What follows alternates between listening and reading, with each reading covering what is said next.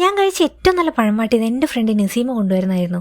അതെങ്ങനെയാണെന്ന് വെച്ചാൽ ഇതുപോലെ വട്ടത്തിൽ മുറിച്ചിട്ടിട്ട് നല്ല നെയ്യും പഞ്ചസാരയൊക്കെ ഇട്ടിട്ട് ഒരു നല്ല ഗോൾഡൻ ബ്രൗൺ കളറിലേ ഉണ്ടാവുക. പക്ഷേ ഞാൻ ഇന്നാക്കിയത് ഗോൾഡൻ ബ്രൗൺ കളറും വന്നിട്ടില്ല, മേലെ പഞ്ചസാര ഇട്ടിട്ടില്ല, പക്ഷേ നെയ്യൊക്കെ നല്ലോണം ഇട്ടിട്ടുണ്ടായിരുന്നു. ടേസ്റ്റും കുഴപ്പമൊന്നും ഉണ്ടായിരുന്നില്ല. ഇന്ന് ഉച്ചയ്ക്ക് ചപ്പാത്തിയുടെ കൂടെ കഴിക്കാൻ വേണ്ടിയിട്ട് ഞാനൊരു എഗ് റോസ്റ്റാണ് ഉണ്ടാക്കുന്നത്. എഗ് റോസ്റ്റ് ഞാൻ എപ്പോൾ കഴിക്കുമ്പോഴും പണ്ട് ഞാനൊരു എഗ് റോസ്റ്റ് കഴിച്ചിട്ടുണ്ടായിരുന്നു.